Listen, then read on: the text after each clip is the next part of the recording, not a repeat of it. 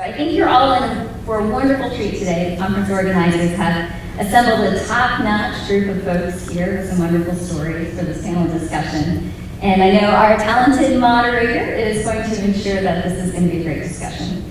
So our moderator, Lave, is actually a graduate of the ICON program, coming out of the Department of Geography. And she is currently a faculty member on the School for International Training's International Honors Program. So if you haven't heard of that, catch her at a break. It's a super cool opportunity, and I'm sure she'd be pleased to talk about it. So many of you saw last night Dr. John Kramer. He's the Director of Interdisciplinary Science at the National Socio-Environmental Synthesis Center. I'm not going to repeat too much of the introduction, and I'm not actually going to give very long introductions for anybody, but if you look in your program, there's a more complete bio for everyone. I want to make sure we have time to just really dig into this discussion.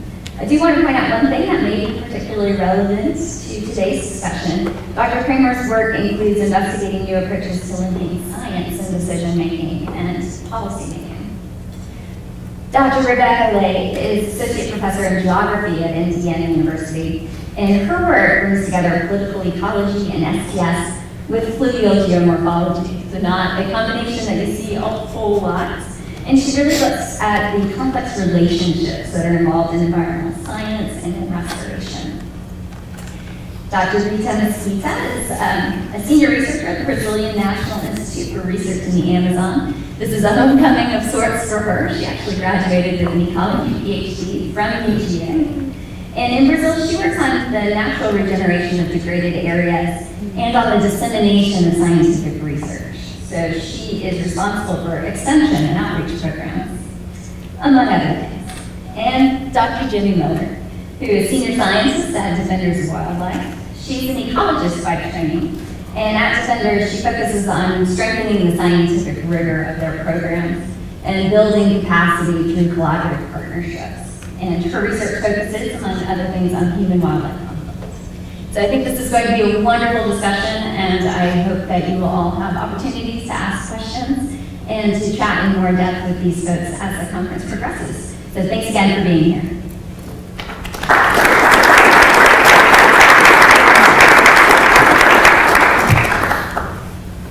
Great, all right, I feel pretty good on the introduction, so let's just go ahead and dive in. I do have just a couple of disclaimers for the panelists. The nature of interdisciplinary research means that some of these questions might be more applicable to certain of you, so feel free to pick and choose between the questions and the ones you want to answer, and obviously to interact with each other as well, so a little less formal if you'd like. The structure I think we're going to do is the first 20 minutes we're just going to take to do kind of your story, so I'll give each of you 5 minutes just to do kind of your pathway toward environmental work and a little bit more background on yourself. And then we have about another, I don't know, maybe 30 minutes for some questions that I have, and then we'll open it up to you guys. That sounds good. So if anyone would like to go first, telling your story or illuminating kind of your pathway to environmental work. If not, we'll just go down to the end and have you start. You got volunteered. Congratulations. I got volunteered, and you heard a little bit of this last night. You know, I don't want to repeat all the things for those of you who were here last night, but I just in a nutshell for those who hadn't heard the talk.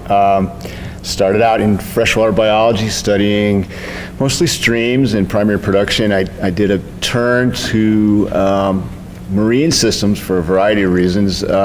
Looked at sort of a basic degree in oceanography, but then studied physiology of seaweeds, carbon metabolism in seaweeds. And then after that, got smaller and more specific. I studied marine cyanobacteria, went out on boats. Do you mind if I move this a little closer to you and make sure that it's on? There you go. Okay, can you hear me now? I think that's okay. So went out on research vessels into the ocean, collected samples, and studied growth regulation in a marine cyanobacteria, which was sort of the hot organism back then. It's not really the hot organism anymore. They move on to others over time in microbiology. And then did an even deeper dive into the molecular biology of those organisms. And I, as I said last night, that sort of dive into reductionist science. I mean, think of lots of bubbling flasks of pink and green colored organisms and lots of analyses under hoods with awful chemicals and things. really helped me think a lot about experiments and how to plan experiments. I was really lucky to work with someone who was a terrific experimentalist. But then I took a turn where I ran the Sea Grant program in Maryland for about a dozen years, and I always described that experience as going from here to here, and having to step out of the world of bench science to thinking about how science can be made useful. And I think that turn where I spent more time not just figuring out how to fund research, which is sort of a different approach, but how to make research useful and interacting with state agencies and the big machine of environmental management in Chesapeake Bay changed my worldview. I was lucky enough during that period to work with some really gifted facilitators and thought that was a good thing to learn about, and was able to participate and run some efforts that were directly linking scientific input to some key policy decisions in Chesapeake Bay, one of which had to do with dredging in Baltimore Harbor, toxic contaminants and sediments, and then the one other that had to do with oyster restoration, an ongoing problem, and then finally another one that had to do with trying to build an operational structure for ecosystem-based management in the Bay, and some of those things are still going on now. So that story is sort of a tortuous path from someone working at a bench to someone trying to do what I do now, which is focus on interdisciplinary science. And you heard a lot of that story last night. All right. So for me, the constant has been interdisciplinary work, with the environment part coming in a little bit embarrassingly late. So in college, I worked between political theory and art history. So I was doing sort of social science, humanities, combination work. And then ended up deciding to do a degree in urban studies and urban planning. And so it was only in my mid-20s that I had my first environmental science class on landscape ecology, and was just blown away and fascinated and upset, and all those things that happen to most people in elementary school these days when they have their first Earth Day. And was really trying to figure out, like, of all these things, I know it's a little embarrassing, but it's not bad to know these things about people. You too can start things late and still get somewhere with them. And as I was thinking through, like, of all these things that were really upsetting me and blowing my mind, what was the thing that compelled me the most? It was really impacts on freshwater systems. That was what really caught my attention. So I continued to work as an urban environmental planner into the mid-2000s, and just was really lucky that I managed to be on a bunch of different stream and river related projects. I will just say that doing environmental planning may not sound particularly interdisciplinary, but it was highly interdisciplinary.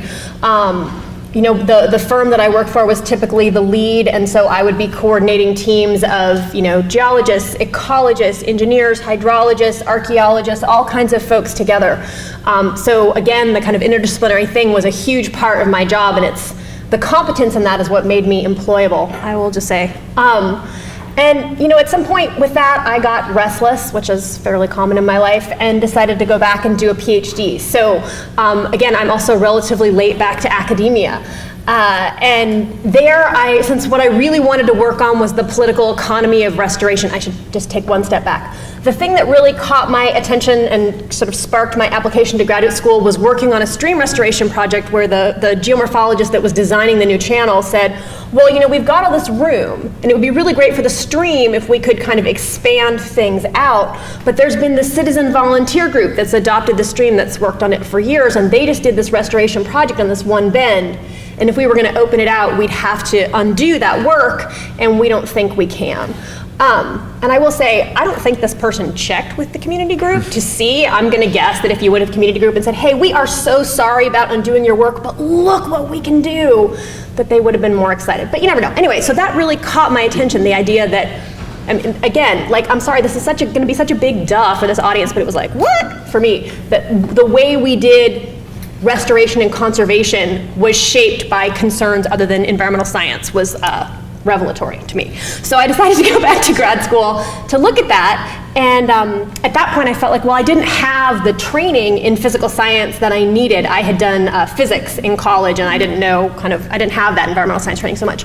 So in grad school, I really focused on bringing together hydrology and geomorphology with the kind of critical social science training that's normal for a geography department.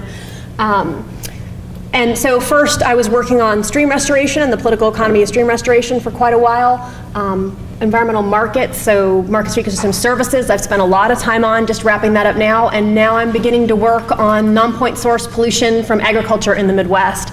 So moving to what for me is a new combination. It's still fresh water, but it's getting into aquatic chemistry, which I think I mentioned being a little intellectually restless. It's fun to try anything. So yeah, that's me. Well, I guess I'm next. Well, first of all, I just want to thank everybody for being able to be here and share with you some what I consider very personal experiences. I've never had any training on interdisciplinary anything. I think I just was exposed to opportunities to develop skills because that's how life is. And if I have to start, maybe for me, what was really critical was having to lead a professional life on an environment that was completely different from the places and the culture where I grew up. Because even though I was still inside Brazil, there are many Brazils within Brazil. And I grew up in southern Brazil, in the savanna areas with mountains. But the first day after I graduated from college, I went to the Amazon. And the Amazon is just a completely different ballgame. So I had no familiarity with the system. I didn't know that forest, and I didn't know that culture. But I had to be a professional there from the start. So one of the things that really helped me is that I got a position as an intern, and it was meant to last only 6 months, but ended up lasting my whole life up to this day. As an intern in one international cooperation project with WWF at the time. And for me, it was like I was in the hands of the field assistants in that forest because I knew nothing about that system, not even how to maintain myself safe. So when something like that, it was so dramatic for me, then you really start seeing the world through other person's eyes. And that is what really took me, was to understand their signs of alerts, their advice, and to really trust them. And I think that made a huge difference for me for my future interactions later on, because from the onset, I had to put my lives on their hands in a sense that my safety, my orientation, and even the job that we had to do, even though I was the one holding the graduate degree, they were the ones that really knew all about the system. And I think that was a very important experience for me because it shaped the way I interact, in the future with to face some of the challenges that I had to do there. Right after I finished my master's in Brazil, in the Amazon, I came up here and I started a PhD with UGA. And one thing that was very critical for me that really affected my career was the fact that I could put together a interdisciplinary program of studies here. And that would have been very hard to do in Brazil, in a Brazilian university. So I ended up putting together, like taking courses on anthropology and economics and modeling and computer sciences, just to name a few. I'm saying that because I think from the start, I was already craving for a broader perspective of addressing the problems. But I think the university environment in this country actually allowed me to move in that direction. What probably would have been extremely difficult to do if I was a graduate student in Brazil, because the systems are much less fluid, much less like interactive between different systems, like disciplines.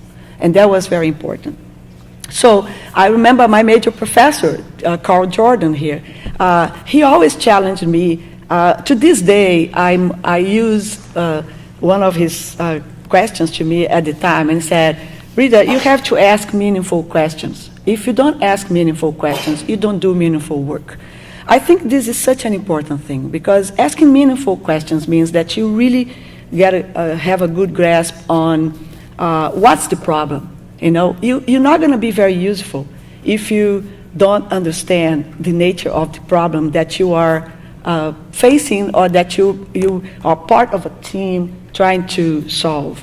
So I think being in EGA was important. But I went back to Brazil, right? I finished my 4 years here, and I went back. And initially, I worked soft money, like consultant. I spent almost 15 years working in my institution before I actually got a full-time job, right? So I had to be very creative on finding sources of income.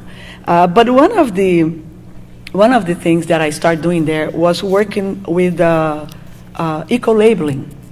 Now, I was part of the Brazilian team that put together the criteria and indicators for sustainable production for the Amazon as part of the Forest Stewardship Council. Now, to do that, it was a real interdisciplinary teamwork, because we couldn't just go with the ecological aspect of it or just the economic. It was a negotiation table, and so that was a very important moment for me, because in a sense, one of the first things that we had to do, it was to establish common understanding about where we want to get to.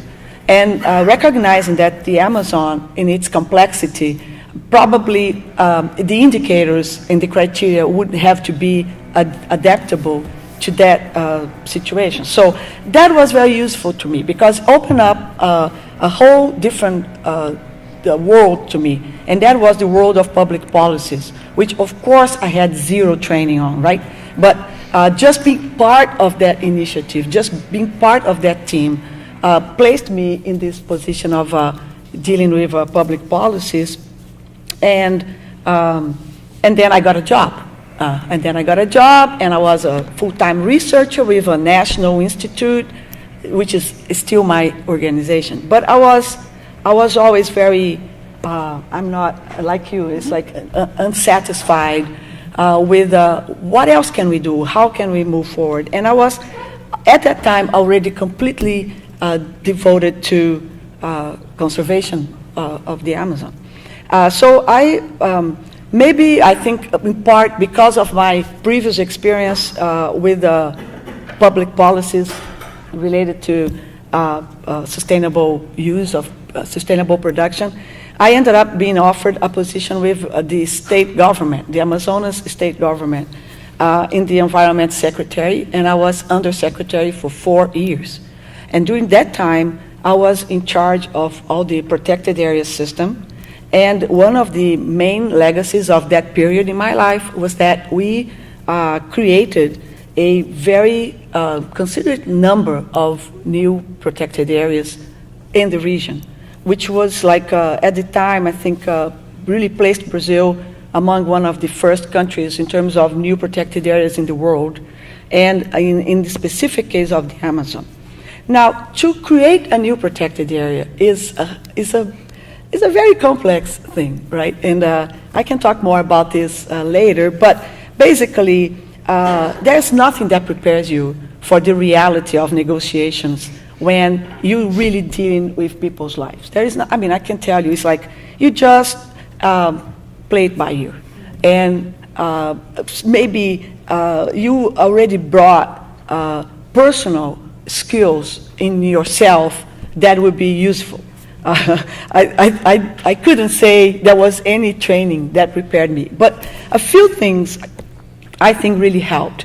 To have a very solid background on one discipline. It doesn't matter which one. I mean, you can be of any discipline, but you need to know your field. You need to know what's at stake there, because that helps a lot when you build, I would say from the start, technical trust, because people believe on what you're doing because they see you as a scholar on that one field. So I think this was one very important point. It was that we could actually technically defend the positions. But the other thing has more to do with values. And I think my time with the field assistants in my initial time in the Amazon gave me the other part of this thing. It was to have respect for people's different approaches and different perspectives, and respect for their knowledge. Now, that you don't teach, you just experience. And I've had colleagues that, like in those days, in the early days as an intern, first time in the forest, they would absolutely panic of that situation and spend 15 days and beg the coordinators to go back to their home areas. And that's okay. I mean, knowing your limits is another thing that is very important to know. It's like, you know, how far can you go? And when you have to just consider a negotiation settled, because you're not going to move beyond that. And I think one of the reasons for the success in creating new protected areas there was really related to the ability to know when you've gone as far as you can go. And then basically saying, okay, so we can negotiate that. And maybe you don't get the full area that you wanted. Maybe you don't get the right category of protection that you wanted. Maybe some objectives are going to be left out. But at the end, this is all very dynamic, and it's not set in stone. And we need to understand that it's, sometimes our victory now may determine our loss in the future, depending on how you succeed. So in many cases, I would say less is more. But I also quit my job at the government after 4 years, because I felt like I had gone as far as I could, and that I was already happy with the outcome. But I detected a few weaknesses in our scheme, in our plan. And one of them was that a lot of people that are the decision makers, the true decision makers in the region, which are the voters, which is just society, that they didn't really knew much about what was at stake when we're talking about conservation of the Amazon. So the general environmental illiteracy is quite high. So I was worried about that. The other thing is we had so many more protected areas, but we're not training people to actually manage these protected areas. So when I left the government, I initiated a professional master's in my institution for management of protected areas in the Amazon, which is highly interdisciplinary. And I also helped fund a new museum in Manaus, which is called the Museum of the Amazon. It is still there. And we are, little by little, increasing people's access to the scientific knowledge that is produced in these scientific institutions, but rarely get across. So I think I'll stop here. Thank you. Thank you. Such wisdom has already been shared. I suppose I'll offer more of an early career perspective on things, and I would also just like to thank our organizers too. Thank you so much, especially to Sarah, who has been incredible with her work here. So great stories so far. I, very much like my colleagues, did not have any formal interdisciplinary training, so this program here, I think, is offering a really kind of an advance already on merging things that took me years and I'm still struggling with myself. I would say that I came to conservation and ecology through a spiritual approach, actually.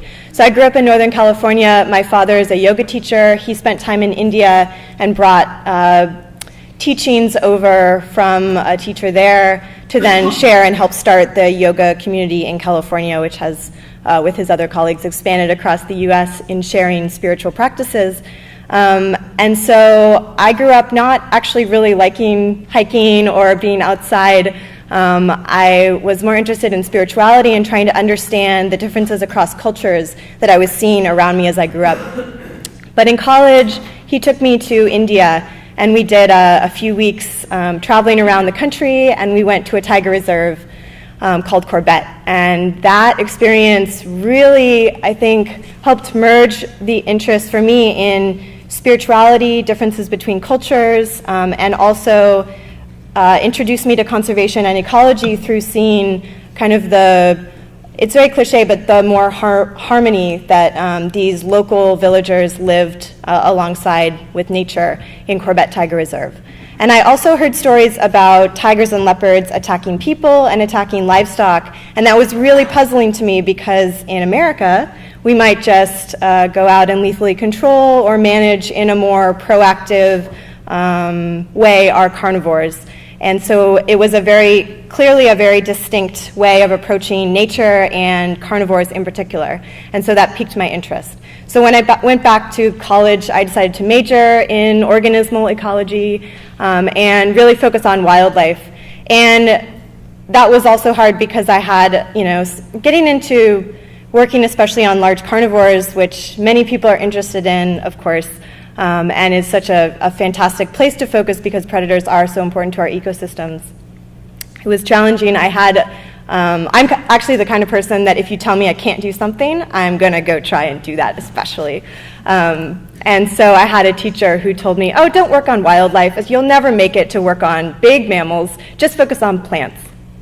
And that was limiting to me at first, but then of course I went and that very summer afterwards I worked as a field tech on pronghorn antelope in Colorado, and so I felt very proud because I immediately proved her wrong because my interest wasn't in plants, it was in wildlife.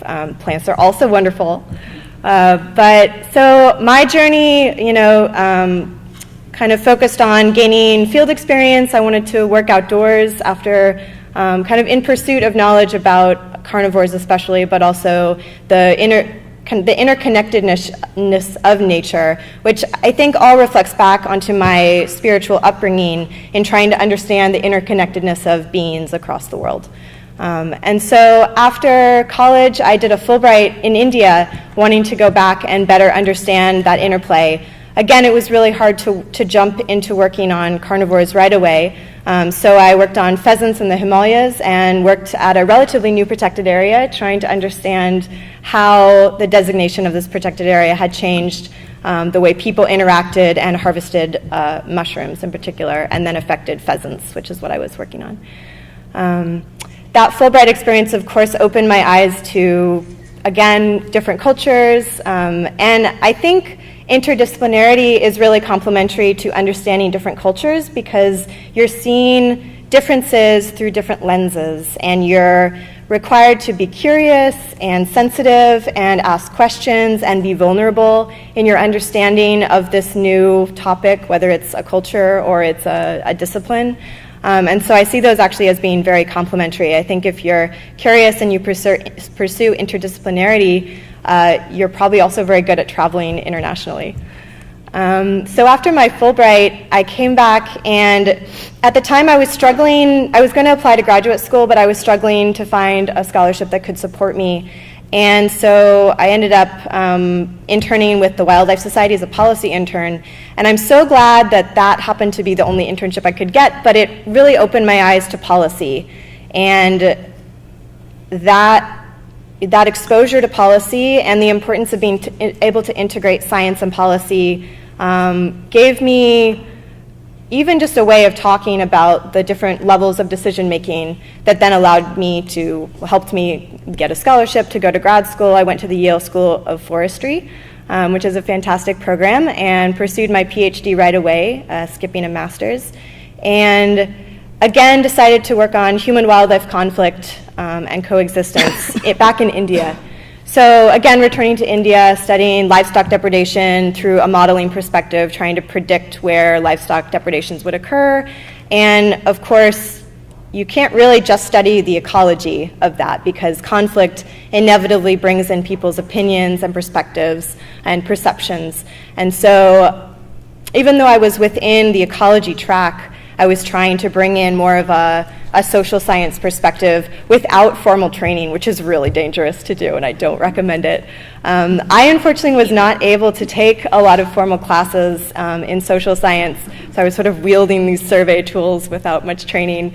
But in the end, it worked out well, and I think since then I've taken many more workshops about social science. Fortunately, the Society of Conservation Biology is particularly focusing right now, I would say, on social science and providing training and partnership. I think what I've learned mostly from my workshops, like at the North America Congress for Conservation Biology this last summer, was really that each discipline is so deep, it's much more beneficial to partner and collaborate than it is to try and master everything, just like Jonathan was sharing with us yesterday.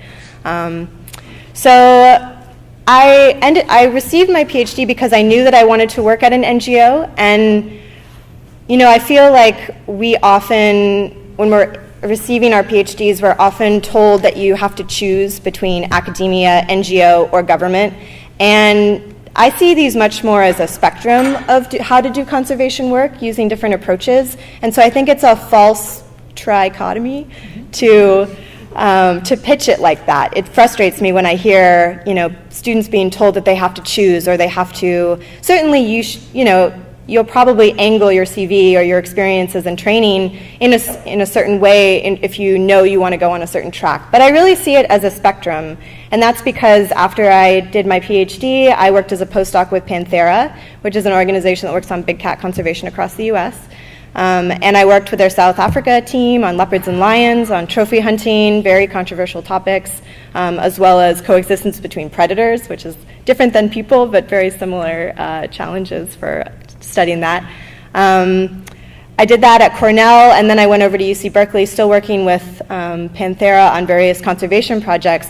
But I started to see that Panthera is a very research-oriented NGO, and so they are still doing sort of academically oriented research. It's very applied, very conservation oriented, but they're doing it through an NGO lens so that they're able to affect change while they're doing research, and they often need the research to then inform the conservation work. So to me, I started to see much more of a spectrum, and especially now, so after my postdoc, I started working actually just about, 9 months ago with Defenders of Wildlife as a senior scientist. And so Defenders kind of makes up another part of that spectrum in that we work very closely, we're an advocacy wildlife conservation group, so we work very closely with agencies and try to generate tools and do research on policies to inform how, or help understand how effective they are. And so again, working very closely with government as an NGO. So again, part of that spectrum from academia to NGO to government, it's really not a different silo. They can be very interconnected, and I think ideally should be, especially in order to bring together the overlap between disciplines, such as policy, technology, and science, which is what the new Center for Conservation Innovation at Defenders, where I work, focuses on. So just coming back to what I started with by saying that I think for me some guiding principles has really been to be curious, to ask a lot of questions, to be vulnerable in my lack of understanding, but my curiosity and wanting to understand someone else's approach. I think that's been really key in helping me maintain humility as I've navigated my own career and continue to do so, but also tried to pursue more of a holistic understanding through this interdisciplinary approach. I'll leave it there. Okay. Great. This is really great. So first of all, thank you for those stories, and thank you for sharing a little bit about yourself. And actually, you hit on already a lot of the topics that these questions that have been generated. I should also mention were generated by Sarah and the organizing committee, but by grad students, and the idea for this panel was grad student inspired as well. So maybe we can just get you guys to expand a little bit about these particular, kind of go a little bit more in depth. For example,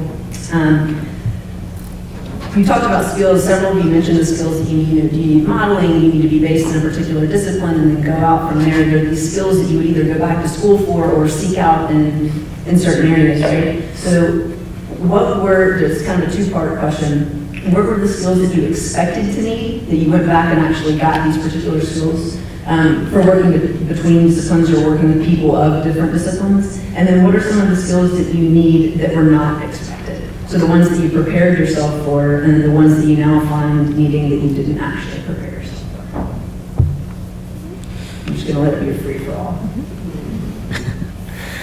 I'm going to keep looking down there. Yeah, you're looking down here, so I guess I'll dive in. So the skills that I think I needed,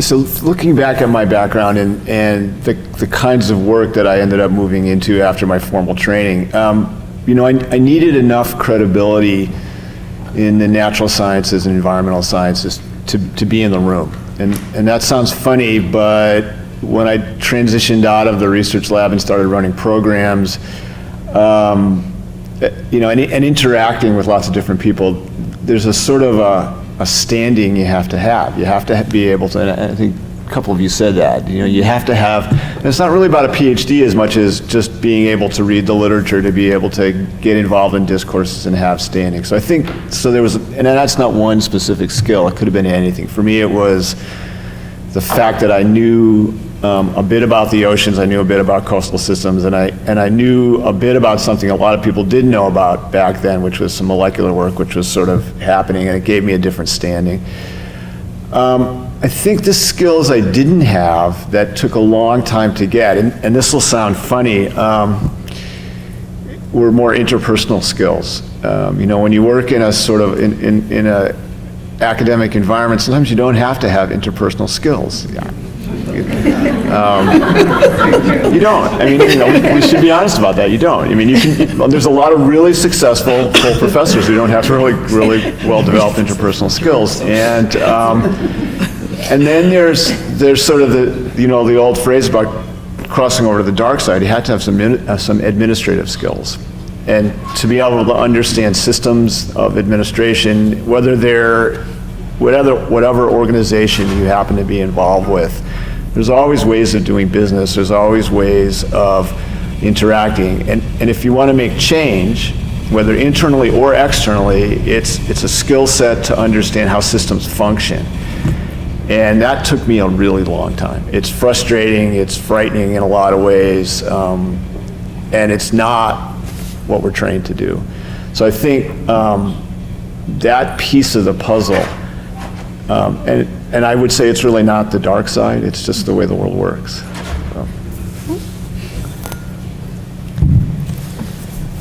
I would say that the skills I thought I needed were really subject specific. Like, I thought that I needed to really understand hydrology and geomorphology to be able to do this bridging work. And I think to some extent I did. I'm not going to downplay that. But I think that the skills that ended up being the most important, and I'm going to echo Jonathan, is the interpersonal ability and the ability to really bridge, right? Which involves actually knowing a little bit about a lot of things was actually maybe the more useful thing for me. So I've really been able to do my work both in the private sector and in academia through being able to understand a whole lot of different fields and pull them together.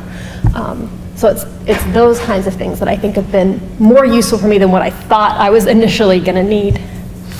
Can I just make one? Yeah. So another skill, and then I'll stop, is recognizing what I didn't know, because there were lots and lots of things I knew I didn't know, and not ever feeling like I was an expert. That was really helpful, and that's pretty eye-opening. Mm-hmm. Yeah, actually, I'm just going to bounce one more thing off that, which is that Jennie said something that super resonated for me, which is that I think maybe the single most important thing you need to be able to do interdisciplinary work is the willingness to be vulnerable, to really, really go outside your comfort zone and be willing to say, yeah, I have, like, I don't know that. That's such a hard thing. I mean, graduate school is so about performative competence, right? I mean, so the idea of being like, Yeah, I have no idea what you just said. Like, we're gonna have to go back to basic principles, talk me through this. That kind of being willingness to be vulnerable and ignorant is so important. I knew at the time that I needed some field methods. So when I went to take field methods in anthropology, it was very useful. It's useful to this day. I still go, remember Bob Rhodes, his class, and all the things that, for one thing, he really, at least that's how I took it, okay? He really said, you have to be very creative with your field methods. And you need to adapt to the reality you're dealing with. And it's not a written book that you just follow a recipe. You need to be creative with that.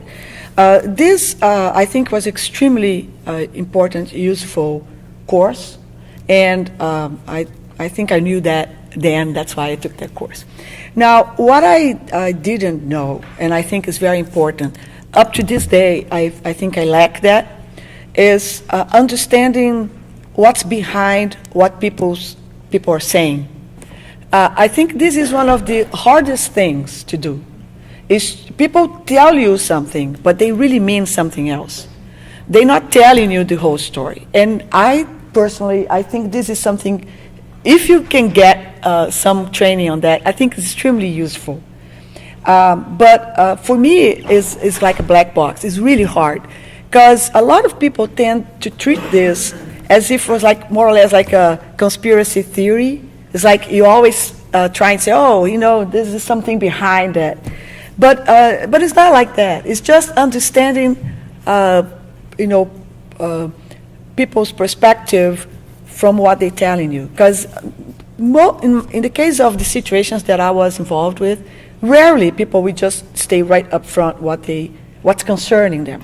And I think if you don't understand their perspective, it's very hard that you're going to get to the heart of the situation and be useful as a mediator or useful as a negotiator, facilitator of processes. I think these are important things that I never got trained at, and I can only rely on my life experience, but nothing more than that. And I'll just add initiative and fluency, I think, which are actually really complementary. So what we're talking about here, serving, being an interdisciplinary scholar or investigator, is you really need to take initiative. Clearly, you have to have curiosity, but it doesn't help progress, to your goals if you show up without the ability, without any familiarity about the people you're about to engage with, right? So if you went for an interview, of course you'd know who you were speaking to. Just like if you show up for a scholarly conversation or a working group, you want to know a little bit about those disciplines, enough to be a little bit fluent. And so I think, reading widely, but focusing in on the ability to be a little bit more fluent across disciplines. Again, this touches on cultures too, which I keep focusing on. I also think it's really key to, just like that, be able to speak the languages of the people that you're visiting. So actually, this is why I keep thinking that interdisciplinarity and travel internationally are very similar, because I had to learn Hindi when I went to work in India. So that gave me practice in kind of learning the language of the people I was speaking to, whether it was a totally different dialect or whether it was just a different discipline. Great, you're going right down the list. What you're supposed to be doing. Because the next question deals with, so there's the not knowing and humility and understanding that you don't know everything. And then there are sometimes incommensurable ways of knowing. So in integrative conservation research, we acknowledge that some of the knowledge systems may be incommensurable. So the question is basically, what do you do? So how do you first recognize that these forms of knowledge might be incommensurable? And then secondly, move toward some kind of shared outcome in this particular situation when two or more knowledge systems might not mesh very well.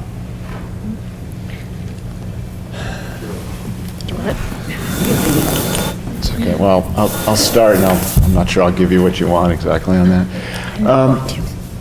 So maybe I'll talk a little bit from life experience about knowledge systems that were really different from my own, and how to, whether they were incommensurable or just that I had to learn how to navigate in that space. And I often say that when I went to Succinct 7 or 8 years ago, when I actually first got into the office and started thinking about it, it was such a different world for me. You know, we wrote the proposal with a mix of natural and social sciences, but my role in that writing the proposal was not to represent all of them. There were others doing that. I was more sort of facilitating the process.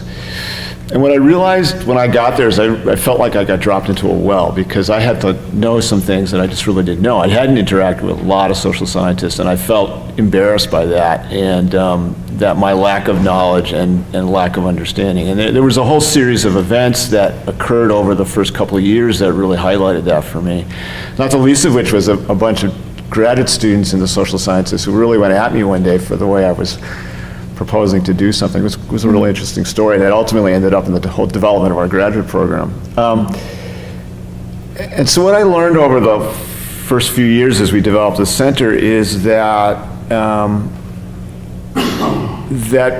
notion of humility, the notion of learning to listen and then trying to really understand where and how people frame the world is essential. And the mechanisms for doing that can either be really simple or just really complex, depending on the nature of the problem. And I think over time, what I realized is it's not about a specific mechanism. It's about a confidence that you can listen, and then ultimately that you have to have deep respect for the different ways of knowing. And then finally, what I would say is, there was something I didn't talk much about last night, and I didn't, which was people who are not trained in academic settings, whose knowledge base is not from a Western perspective. We don't do that much of that at the center. I wish we did more, but that's a place where I'd like to learn a whole lot more, because the value of that way of knowing, whether it's from indigenous peoples or, traditional communities of farmers or watermen on the bay in Maryland, those ways of knowing that are not how we're trained are remarkably valuable and things we need to respect and incorporate in the way we make decisions and the way we understand the world.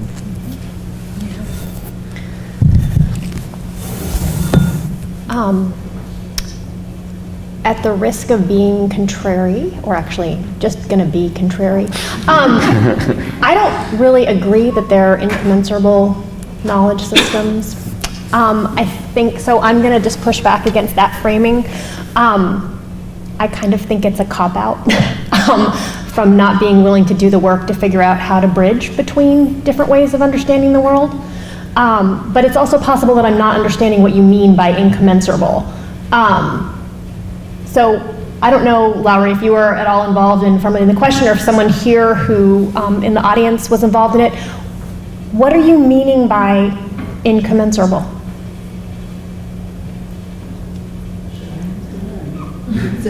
Well, what I will say is that it's talked about a lot in the ICON program, in the idea that, and maybe if you'd like to give an example of, I guess what I would say is maybe it is a simplistic way of looking at it. Perhaps you're right, and that there are, you can work through everything. I think that, and I can try to give an example in which someone looking at it through the lenses that we have had in the ICON program, if you're looking at a conservation issue through a justice framework, or you're looking at it through an ecology framework, those are going to point toward really different things, right? And not that there can't be some kind of solution, but that the frameworks themselves have very different desires and desired outcome. Okay, so Or if someone else would like to add to the part, you're welcome. Yeah, we can redefine that all we want right here. Yeah. okay, so I guess what I would say is that I definitely hear you about different knowledge frameworks having maybe different kind of initial goals, different ways of defining what a good answer is, for example, things like that. But it seems to me that getting past past the idea that those are in some way irreconcilable is, of course, the goal of any kind of integrative work. And one of the things that's quite striking for me, coming from a kind of critical social science background, has been that as someone, I collaborate with physical scientists all the time, and one of the things that's been really striking to me is that there's this sort of stereotype that physical scientists think that there is a truth that that we can be a successful mirror of nature without any social mediation. And that therefore, as a critical social scientist, what I hear is you just can't work with these people because they don't understand the complexity of social world and how that shapes knowledge production. I just have to say that's so not my experience of working with physical scientists at all, right? So it may be that that's the way that they, folks, and I'm saying they here because it's not my training, right? But that in grad school, that in college classes, you're taught that this is the way science is, right? But that when you start asking questions, pretty much every physical scientist I've ever talked to will talk about the ways in which we'll get to, okay, so social priorities shape the questions I can ask. What's the hot organism at the time, right? Why isn't cyanobacteria the hot thing now? That's not because somehow its ecological importance shifted. Right? There's all of these social things that go into the making of science, and then I also think, there's so much acknowledgement in the physical sciences of especially environmental physical sciences, of uncertainty these days, right? And of process, and all of these things that critical social scientists obsess about, right? So I think that there's just a lot more room for putting things together than it may look. So that was a long answer. Sorry about that.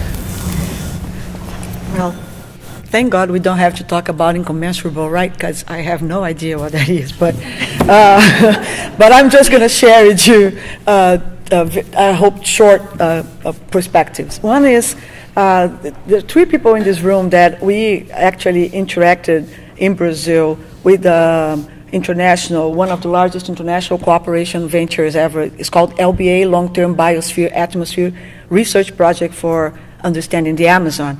I just want to say that when we first started LBA there, it was extremely hard to understand what everybody in the room was talking about, because it was the first time, at least in my experience, that we were putting together, people from all different disciplines to try to work together so that we could actually understand what the Amazon is all about a little bit better. I can say today, 20 years down the road, that if we hadn't put all these different disciplines together in the room, we still would not have a clue. But now we know so much more about the importance of the Amazon, the functioning of that system, its contribution to global cycles. We know its importance when we're talking about climate change. The only reason why that's possible was because we had these interdisciplinary teams sharing what was important from their perspectives, helping us put together this patchwork of knowledge. But, still, I don't have a clue about what the physics talk about or the chemists talk about, right? I mean, I'm a biologist. So I think someone in that room was actually putting together all the pieces. And I was just contributing a very small part. So I think sometimes you don't really need to understand so much of the other perspective, as you just need to understand that it's relevant, it's important, and is going to contribute part of the story. And you just need to buy their part of the story as they tell you. So it's as a respect thing. So this is one thing. The other one has to do with values. So when I was, now it's a different story, but when I was dealing with the negotiations for protected areas, the reasons why we wanted to create a protected areas versus the reasons why some of the communities want them were absolutely different. It's like, and for me, it's like I didn't have to understand their motives as much as I just had to respect their motivations. And that happens a lot when you get like a interest in protecting, for instance, sacred areas, because the indigenous communities want a sacred place to be protected for their reasons. And for us, we may just think, oh, it's just a rock or a waterfall or a mountain range or whatever. But I think when you you open to accepting different values, even though you don't have to necessarily understand those values. If they just have to know that they are equally legitimate to your own objectives, right? So I think that helped us a lot to move forward with some of these, activities, even though we didn't really understand what was at stake there from their perspective. But we were able to incorporate their concerns or their desires or their demands into the major design. So I think this sometimes, I don't even try any longer trying to understand these different systems. I accept this as part of a very complex world and being open to take that in as a given thing, I would say. Yeah, myself, in terms of working disciplinarily, I've always worked with a discipline that was closest to me or that was complementary. So I've never had to transcend, approach this challenging question that we're being faced with here. But in terms of finding, working towards shared conservation outcomes, that is something that we all deal with constantly in the conservation world. But the key to that, I think, is seeing it from their perspective and respecting the other side's perspective, not necessarily fully understanding or empathizing with, maybe, but appreciating at least where they're coming from and that they have their own values, they have their own rights to have those values. So, an example I'm thinking about is trophy hunting in Africa, which I worked on with Panthera. I'm not a hunter, I'm a vegetarian, but I appreciate that other people hunt for various reasons, and also trophy hunt, which is even more far removed from my values personally. However, we both have a shared goal, the hunting community and the conservationists, which is to ensure a stable population of lions. So by recognizing that, we were able, in the project I was working on, to figure out, okay, what would be needed to enable hunting of a stable, sustainable, at a stable, sustainable rate, and then figure out what that age of harvest would be and create a model to do so, and then build education materials and outreach and do a lot of things that then honed into the values of hunters, which in this community was the skill set to be able to recognize a 5-year-old lion, right? So if there we recognize that hunters really have a lot of pride in their skills and ability to hunt well and in alignment with a code of ethics. And so being able to appeal to that side of it, of their interests and their values while maintaining our values, really created kind of a shared conservation goal. So. Great, thank you for those answers. I think that's a good topic to think about further. Like, is there such a thing as an incommensurable ideology or not, right? But I think now would be a really good time to open it up to the audience for some questions. So if you want to just raise your hand and ask, I'm happy to repeat the question too so that everyone can hear. Go for it. There's certainly formal training, a field called alternative dispute resolution, and it's not very well known in at least the ecological community, and it's used mainly in the legal community. But I'm curious if any of you have any experience with that, and whether you think perhaps it should be part of formal training for students in a interdisciplinary conservation program where one of the goals is to produce students that can interact with diverse groups and affect policy. Sorry, that was a long question. So I actually don't feel like I need to repeat that. Did everyone hear that question? Right, okay. Yeah, I've never heard of that specific method of training, but I do know that, with conservation conflicts, human-wildlife conflict being one of them, conflict mediation and facilitation and these sort of mediator trainings are really, really key to be able to understand and recognize a conflict and what is driving that conflict, and then find an ability to diffuse it. I think that would absolutely be amazing. I would like to receive that training myself. There's a group which works within the coexistence world. Francine Madden is the leader. They just changed their name recently, Peaceable Conservation, something like that. So that I know that there are maybe groups that are doing similar things, but I haven't heard of that before. In our professional masters, we teach that to the students. So we actually even have like a practice exercise, give them situations where they need to play the role. And we have a professor in the program that actually teaches 3 days of this. It's not long enough, but at least they are exposed to the technique. I think it's a great idea. Yeah, I agree. Feel good about that? All right, any other questions?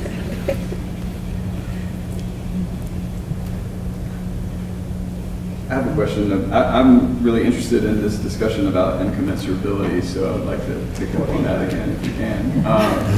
So maybe just thinking through it in the case of an example, I feel like there are instances where, at least the way I understand incommensurability, for instance, thinking through the example of the work that Dean and I will be talking about tomorrow, even though we have a lot of very similar training and position and interest in all of those things, there are maybe assumptions that I think are okay to make as we move forward with the research, right? About maybe the qualitative component, and maybe Dean thinks, oh, this assumption would make the knowledge less rigorous, right? He says, oh, that's a questionable assumption to make. So in that instance, I think maybe there is incommensurability in terms of our understanding of what valid assumptions we can make, right? So maybe we can work through maybe this doesn't throw a total monkey wrench in the research project, but maybe also at some point it does, in the sense that maybe I think we need to make this assumption, and maybe Dean says we can't make this assumption, right? And so in that sense, I could see it being an incommensurability that totally changes or maybe even ends the research project, right? I hope that doesn't happen. I don't think it's going to happen. But it's very possible, I think, right? So that's how I understand incommensurability, at least in terms of one instance. So maybe there's some research projects where incommensurability doesn't totally end the research project. Maybe it reframes the questions. Maybe there's some level of incommensurability that's acceptable or even productive, but maybe there's some level of incommensurability where it is where it does kind of end the project. I don't know. So I'm wondering if we could. Do you see, Rebecca, do you have experiences maybe where these kinds of epistemological differences about what counts as a valid assumption and what counts as a fact would end a research project, or do you see ways to bridge? You said that that it can all be bridged essentially. So can you give some examples of how maybe these very different epistemologies can be bridged? So I guess I would ask a question, which is, if this was, let's say instead of both of you working on social science perspectives, one of you was working from an ecology perspective and one of you was working from a hydrology perspective. And let's say one of you said, this is what counts as rigor in my field. And this is what counts as rigor in my field. Does that stop the conversation? I don't think it does, right? I think that part of what we need to do is extend to others the courtesy of working to understand what counts as rigor in the knowledge system you're working within, right? So And that just went at a very abstract level, so let me try to pull it down to a more concrete level. So one project that I've spent a lot of time on is trying to think about the physical impacts of creating markets for the ecosystem services produced by streams. So I spent a lot of time here in the Southeast, which is kind of ground zero for this, thinking about what it physically means to marketize streams. As part of that project, the person I've worked with the most closely is a geomorphologist at Duke named Martin Doyle. And you know, he and I have been working together since 2006 on this. And one of the things that we've learned over time is what counts as answering a question in a really strong way, in the ways that that's disciplinarily specific, right? So we're trying to work back and forth between data that's getting produced through interviews, through participant observation, right? That's coming in at a very qualitative data. But there are standards for rigor for qualitative data. Okay. And Martin knows that about my work. So he knows that he can trust that when he says, okay, I'm really wondering how designers are thinking about the physical impacts of their work. And I say, well, you know, here's the kind of range of things that I'm seeing.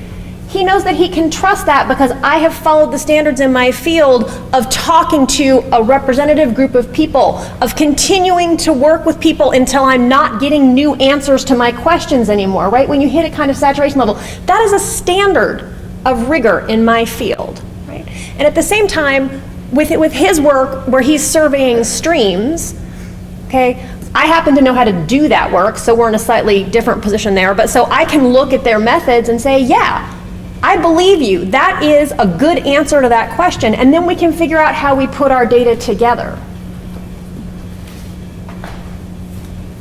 To me, I think this may be what we're getting at is a definition of incommensurability that I may just not be understanding what that means in your program. But to me, when you say incommensurable, it means that you can't put them together, right? You can't have them in the same answer to the same question. And I don't know that I'm understanding you correctly. I may not be, but I would really push back against that, because to me what that says is Martin and I could have done something where I said, well, you know, that's not what I consider to be a good answer, right? You're not considering all these big factors. You're not looking at the richness and complexity of things that I care about. And Martin could have been like, dude, like, you can't do a regression on that data. Like, I'm not going to talk about that. Yeah. So I feel like, I don't know, I feel like incommensurability is a decision. It's a choice. Peter, you want to jump in? So I think the first thing for me when I talk about incommensurability, it doesn't mean the conversation is over. Okay. It's not talk to the hand, like I have nothing to say to you. And again, I'm only speaking for myself here, but for me, it stands in contrast to that, I think, too infrequently questioned will to integrate, right? Which is highly valued in science. And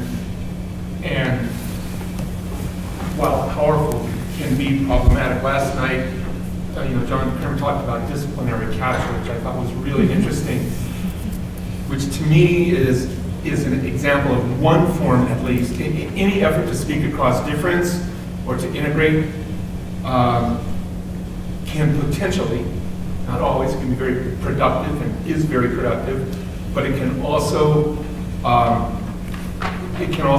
at times be a form of epistemic violence, right? With all kinds of simplifications, for instance, the ways in which, concepts in one discipline get translated into concepts into another discipline, right? That erases difference, etc. And the idea of incommensurability for me simply acknowledges that as a point to start a conversation. Gotcha. So is it a way of saying we need to respect the differences? Is that what you guys mean by incommensurability, maybe? Would that be, I might be recasting what you just said. I mean, that's part of it, but I don't think that's the whole thing. I think we have a lot more work to do when I talk about epistemic violence, that's not terminology, obviously, but I think we have a lot of work to do to understand exactly what that is and how that works. And you know, as an anthropologist, I think we can in part understand that ethnographically. So, for instance, I mean, my students here are probably sick of me hearing me talk about this, but one of the things that I find extremely interesting is dismissal. I was thinking again last night during John's talk about the ways in which we dismiss each other, and you know, in ethnographically observable moments where the rolling eyes using counters, oh, those postmodernists, right? Like all that kind of stuff, and that happens constantly, and that's part of that. I think that zone of violence that happens as we try to talk across difference, or not. Yeah. Well, I guess the thing that I feel like maybe we're saying more similar things than I had initially thought, which is that I feel like that incommensurability is maybe an initial part of the conversation, and it can shut it down and just kill the project. I think maybe that when you say there's work to be done, right? If you hit that moment, what that says to me is that, oh wow, there's a lot of work we need to do to be able to make our knowledge that we're producing commensurable. I guess that the incommensurability thing worries me because to my ears it sounds like it might be impossible to reconcile ever. Whereas I just think it just means we got a lot of work we still need to do. Did you have Yeah, so I think in terms of incommensurability, hopefully that's the right pronunciation, the examples you've given, like hydrologists versus ecologists or whatever, I don't think that's where it occurs, but at least in academia, where it can occur is between some humanities people that don't believe there's any objective reality and scientists who do believe there is an objective reality. And you get into these discussions, and I spent a month this summer with a bunch of humanities and social science people, so I can assure you there are people that actually say things like this. And so when we talk about incommensurability, I really don't worry about anything we all have said, but I worry about it in terms of a group of intellectuals who are saying that gravity doesn't exist, for example. I mean, it's intellectual. It's really an intellectual question, but it does get down, especially to discussions about policy and values and what data mean. So I want to open things up because I feel like there's so much wisdom up here on the panel that I would love to pass this off. But I will just say very quickly that the most constructivist person I work with is a hydrologist and engineer who talks to me about the way that the world is remade to fit the things that he models. So I think that there's a bigger breadth of epistemological positions, even just among physical scientists than you might think, right? I think it goes across the spectrum, and there are certainly hardcore positivist social scientists. I do think it's possible to figure out how we reconcile different positions and how we put them together. And I think acknowledging the difference is important. As you ran into the difference hardcore this summer. Maybe if you work with those people for another 10 years, you'd get to the point that you're able to figure out how to put it together. It might not even take 10 years. I'm just kind of pulling that number, but yeah. Anyway, Well, I think that goes back to the respect, that Rita was talking about as well, is not understanding is one thing, trying to understand is another thing, getting there down the road is another thing as well. So I wasn't trying to shut that conversation down, but it sounds like we're kind of getting around to it. Lily, did you have another question or comment? Yeah, at this point, jumping off of this, when whatever you want to call it, incommensurability has come up in working in an interdisciplinary project where some people are producing apple-shaped knowledges and other people are producing orange-shaped knowledges. I think Pete's point is about if the point of the project is to come out with one answer, you're sort of applying a filter at some point, either to only let the apples through or the oranges through, so that we get something at the end that looks unified.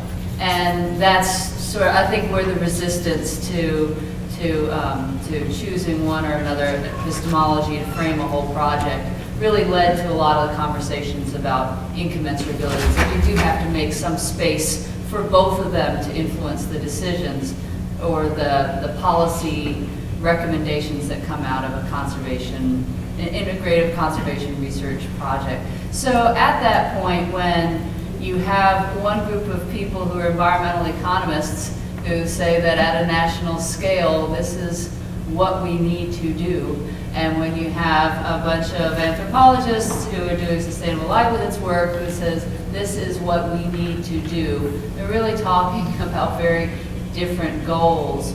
How then do you keep all the apples and oranges on the table in your experiences?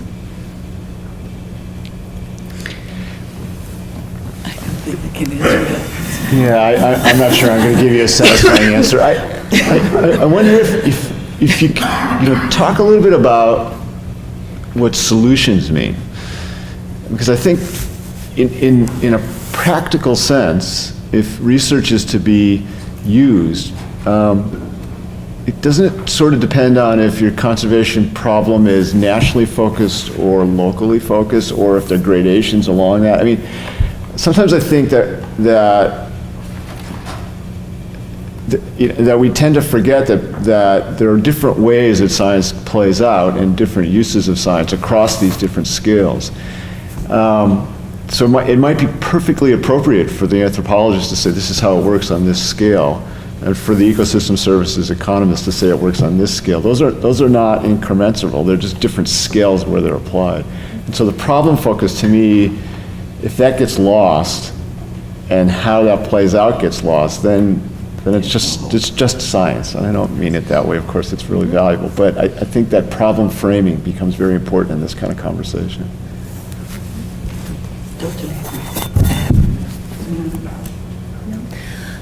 I will just add one thing, which is that I would sincerely hope that if you're on an interdisciplinary team, that the ecological economists want to have their findings changed by the anthropologists, and the anthropologists want their findings to be changed by the ecological economists, right? So it feels to me like if you come out and you have an apple and an orange, then you actually had process problems, not results problems, right? So that what should be happening in any interdisciplinary project is that you are taking this opportunity to be vulnerable, to take risks, to really be like, oh wow, if I think with this framework, then the knowledge that I'm producing comes out in a different way. So, I'm not exactly sure what I'm going to propose as an apple-orange hybrid, but like the goal, I feel like if an interdisciplinary project is going well, what you come out with is some new hybrid fruit. Something, right? Anyone else? Are we hard and dirty stop time, or can we? Okay, yeah. All right, yeah, I just have maybe a quick question, but thinking about what John talked about last night, but basically in all of your experiences, is interdisciplinary work getting easier? So bringing teams together, thinking about all the barriers that John mentioned, personal, institutional, analytical, do you see any of those shrinking, like in recent years, or feel free to speculate wildly in the future? Are these interdisciplinary processes getting easier? I can comment on that. I think there are two sides to this question. And one is, I think more people are, more programs, more efforts are becoming like more interdisciplinary than ever, which I think is very positive. What I think is a challenge is that we don't know how to measure success for that.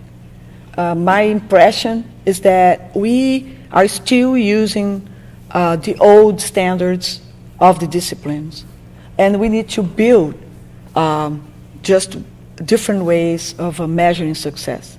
So like when you put together an interdisciplinary proposal, it's very hard to come up with success indicators, result indicators that are truly interdisciplinary. So I think there is room for improvement. And this is one of the reasons why I don't think it's getting easier, because it would be easier if the the interdisciplinary work was fairly evaluated, but it's not the case. I think we're still attached to the old standards, but everybody is kind of talking about interdisciplinary work as the new thing.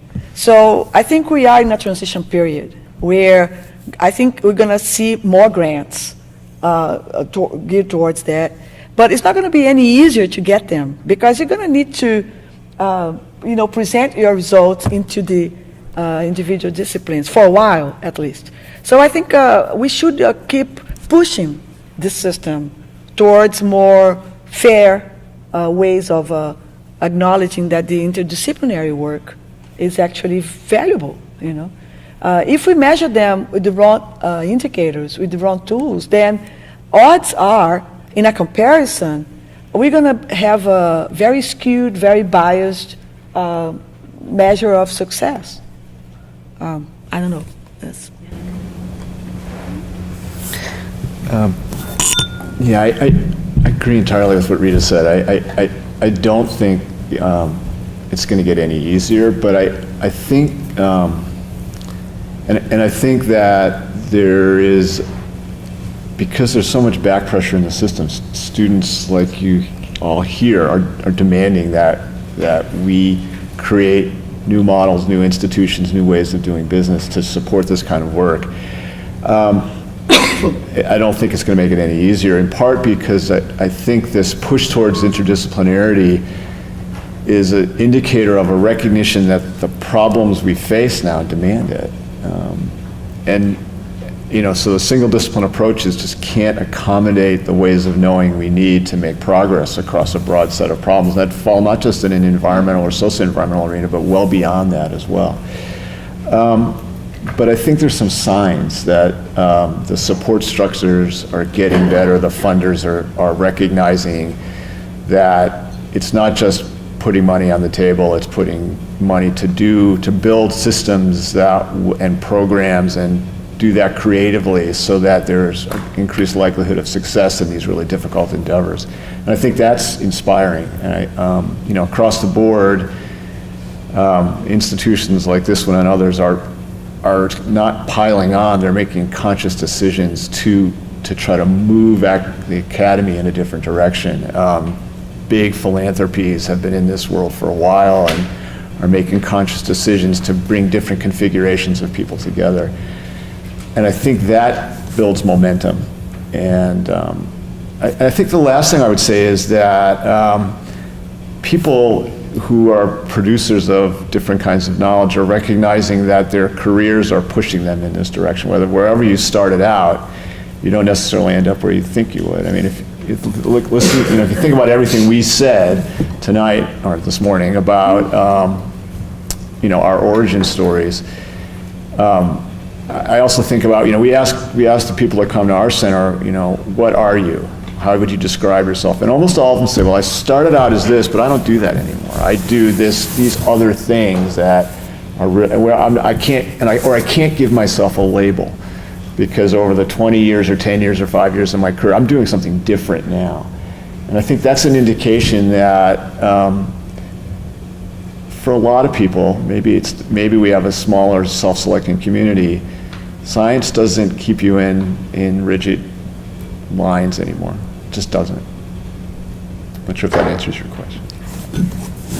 Yeah, I just want to add that I don't think you're giving yourself enough credit, John, and Sync and ICON and all these groups are making it easier to do interdisciplinary work. So I recognize that because I've grown up in academia with these around me and demands to be interdisciplinary. I don't even know if rather there's a positivity that comes from saying you're an interdisciplinary scientist or scholar, so you're rewarded for that now. So that's an incentive to get engaged and to apply for grants, and there's more money now, and there are institutions like Succinct that can support those conversations and help facilitate. And I think the fact that a lot more resources are available is immense.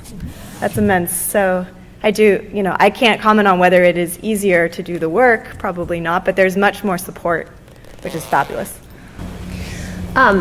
I will say that I do think it's easier. Just briefly, when I started grad school, I went to my committee and said, okay, so I'm going to do this stuff where I'm going to pull together geomorphology and political economy. And my committee said, no, you're not. It wasn't even a negotiation. It was just like, absolutely not. Right? And I so indeed, succinct and programs like this, like, I just feel like, oh my gosh, the tribe of folks that want to do this work is expanding. And at some point, just through sheer numbers, we've got to have an impact. I think it's awesome. So I believe there's a little coffee break out in the Kellogg course right now, so if you want to continue some of these conversations, feel free to step out there. Thank you so much.